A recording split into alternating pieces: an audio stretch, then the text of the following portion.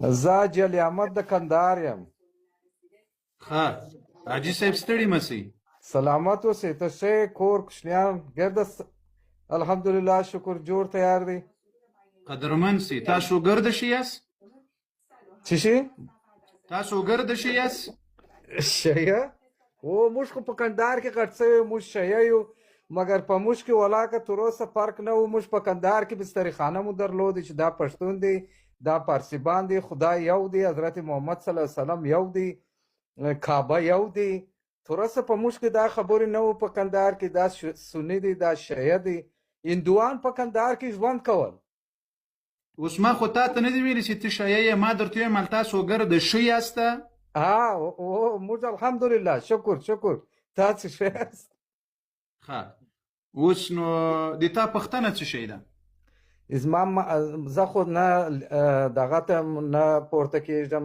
هغه ورځ ما وکتې چې ته وایې شیعه که مسلمان دی، خدای یو دی، حضرت محمد صلی الله علیه وسلم یو دی، کعبه یو دی. دا څه معنا لري چې شیعه که مسلماني چې دی چې لا اله الا الله محمد رسول الله صلی الله علیه و آله وسلم دا مسلمان دی. موږ 50 کاله موږ په کندهار کې تیر کړی دی، تر اوسه ولاکه موږ ته چا ویلي چې ته پارسیبان یې، ته پښتون یې، ته چی چې زه هم دا څه الحمدلله الحمدلله دا د قندهار د غیرتمنو عزتمنو پښتنو مسلمانانو په غیرت دلالت کوي چې له هر چا سره ګزاره کوي. دا ګوره دا الحمدلله د اهل سنت والجماعت بابا عبدالرحمن صاحب عمر جان دې ځای ته مو پام ده. الحمدلله ثم الحمدلله دا د عزتمنو قندهاریانو، دا د غیرتمنو قندهاریانو چې له هر چا سره ژوند او زندگی کوي. زه دې په ایران کې د ابوبکر بن هو نوم واخلم، زه د تاسو په منطقو کې د عمر رضی الله عنه نوم واخلم، زه د هغه صفت وکړم، ته د باړه چنار ته لاړ شه د عمر رضی الله عنه نوم واخله، بیا به د تا پته ولګېږي. نو کاري صاحب دا خو ګرده 15 ګوتې یو رقم نه دی، نو چې هغه دا رقم خو ګرده فارسیبانه یعنی دا خو یو رقم نه دی. ته څوک یې؟ ته په شیعو کې 12 امامه یې؟ او په 12 امامو کې د 12 امامو اولنی کتاب کوم یو کتاب ده؟ کتاب خو لاکه ما ولیده زه قرآن شریف اوس پښتو مې هم یو څه هېر سوی دی چې موږ په خارج کې یو، دلیل لمونځ کوو، روژه نیسو، الحمدلله حرام و حلال موږ پېژنو. ګوره د زړه سره د ما کار له تاسو سره نسته، ځکه تاسو په څه شي نه پوهېږئ نه. بله د ما کار د تاسو له کتابونو سره ده. د تاسو تر ټولو معتبر کتاب الکافي کتاب ده. هغه درته وایي چې دغه قرآن چې له مسلمانانو سره ده دغه اصلي قرآن نه ده. اصلي قرآن وایي له 12 امام مهدي سره وایي ده. دې خبره کې څه وایي؟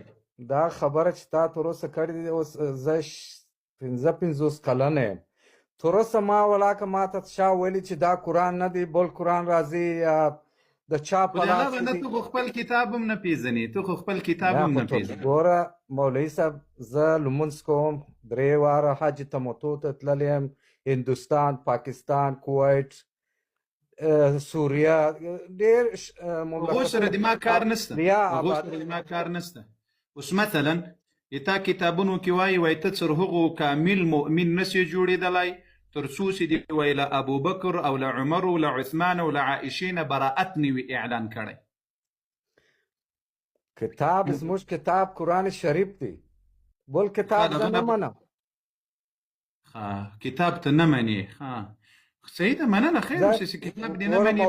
مولوي صاحب دغه خبره راته ووایه چې ته وایې دا شیعه ته که ته مسلمان یې. څوک چې وایي لا اله الا محمد رسول الله صلی الله علیه وسلم خدای یو دی، حضرت محمد صلی الله علیه وسلم یو دی، کعبه یو دی، دا څه معنا لري چې ته شیعه که ته مسلمان یې؟ اوس موږ مسلمان نه یو. ګوره الله بنده، ګوره زه ما له تا سره کار نسته، ته په خبرو پوهېږې که نه پوهېږې.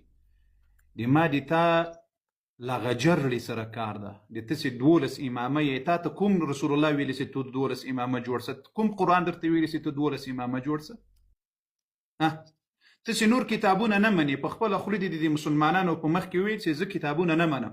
تا ته رسول الله ویلي دي چې 12 امامه سه، تا ته امام علي ویلي چې 12 امامه سه، تا ته امام حسن علیه السلام ویلي 12 امامه سه، تا ته امام حسین علیه السلام ویلي 12 امامه سه، تا ته قرآن کې چیرې راغلي چې 12 امامه جوړ سه؟ حضرت محمد صلی الله علیه وسلم، حضرت فاطمه، حضرت علی، حسن و حسین د ابای چې پر سر واچول سی ویل ته خو کاری دغه می اصحاب دی، دا می اصحاب دي یا دا حضرت علی علیہ السلام، حضرت فاطمه، حضرت امام حسن، حضرت امام حسین څه ویل دغه 15 کسان. موږ خو پیروي دغه 12 امام کو دا وای دغه 15 کسان چا ویل چې دا اصحاب دي ما حضرت محمد صلی الله علیه وسلم.